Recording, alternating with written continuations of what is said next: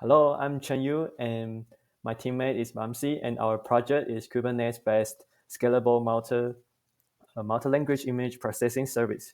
Our system uses Kubernetes for dynamic scaling and integrates OCR and metadata extraction to process large volumes of images efficiently across multiple languages, ensuring scalability, fault tolerance, and high availability.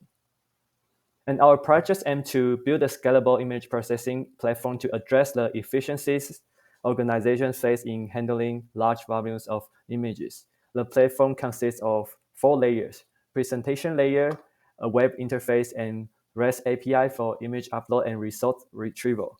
Business logic layer, RabbitMQ for text distribution, with OCR and metadata extraction services processing images, and storage layer, Google Cloud Storage for images, and MongoDB for metadata storage. Orchestration layer, Kubernetes dynamically scales services, manages health checks, and ensures fault tolerance. And our projects leverage key software and hardware components to ensure efficient images processing.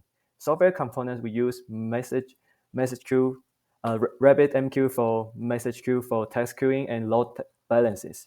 And API interface we use Python Flex for image uploads and results retrieval. Database we use MongoDB for storage metadata and logs. Containers we use Docker for packaging application components. Storage we use Google Cloud Storage for process images. And OCR library we use Tesseract for text extraction. Networking we use Kubernetes for orchestration, auto-scaling, and fault tolerance. And about hard components, what we use is Intel i5, 8 GB RAM, and 512 GB SSD. And the system architecture and component interaction, the image processing system uses a microservice architecture to ensure efficient interaction between software and hardware components, delivering scalability and fault tolerance. User interacts via a REST API to upload images. The API validates inputs and forwards text to a RabbitMQ message queue, which ensures efficient text distribution to backend services, maintaining responsiveness even during high loads. Core processing happens in two Docker containerized microservices managed by Kubernetes. One is OCR service, and second one is metadata extraction service. Kubernetes dynamically scales this service and automatically deploys failed instances, ensuring high availability. Processed data is stored in MongoDB and Google Cloud Storage. Our project uses comprehensive debugging and testing mechanisms to ensure reliability and performance. For debugging, Kubernetes logs provide insights into pod health, helping trace errors in service like OCR or metadata extraction. Tools like Kubernetes dashboards detect anomalies such as failed deployments or network bottlenecks. Since each service runs in Docker container, Docker logs help identify service-specific issues. We also monitor RabbitMQ using its management console to check text queues and detect bottlenecks in text distribution.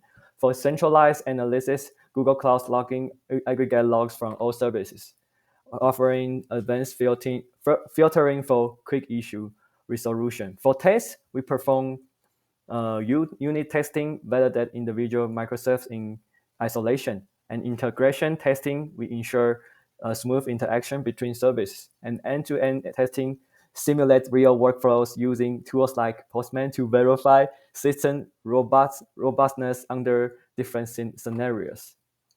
And our cloud-based OCR system efficiently processes images and extracts text using a distributed architecture managed by Kubernetes. User upload image through a web interface, and the backend API queues text in RabbitMQ for synchronous processing. Workers download image from Google Cloud Storage, perform OCR using Tesseract, and storage results in MongoDB. This assistant handles high workloads by scaling worker paths dynamically in Kubernetes. Potential bottlenecks include work capacity, database performance, and storage latency, mitigate through horizontal path autoscaling, query optimization, and caching. This architecture ensures scalability, fault tolerance, and high availability, making it ideal for processing large volumes of image efficiently. So hello, I will be starting with the demo of our project. And we are like deployed our project in the Minikube cluster. So here I have started the Minikube, and I have like deployed the YAML files over here, backend deployment.yaml, RabbitMQ, and front end. There are like three replicas of the worker pods. So I have also like deployed the worker YAML file and also the MongoDB. And we can see here I have used K9s for the for seeing the status of the pods and logs of the pods. So these all are like the essential pods which are like running successfully. And I have also started a tunnel for the front end. So this is where the front end works, and this is the IP of that. And this is where the our project is running, and this is the front end where we can like choose different images of different languages, and we can get the output. And here we can choose a file. I will just select a English text first. I have selected English text, and we have to like choose in language, and I have to upload. After uploading, I will just see we can see that the image will be like uploaded in the bucket. See here, it's the image has been uploaded, and here when I click the fetch results, the result will be the image name, detected text, and the languages which is used. And we can also use the other language uh, images as Chinese and Hindi. Let me just select another language text. I'm choosing Chinese, and I have to choose a Chinese, and I will upload.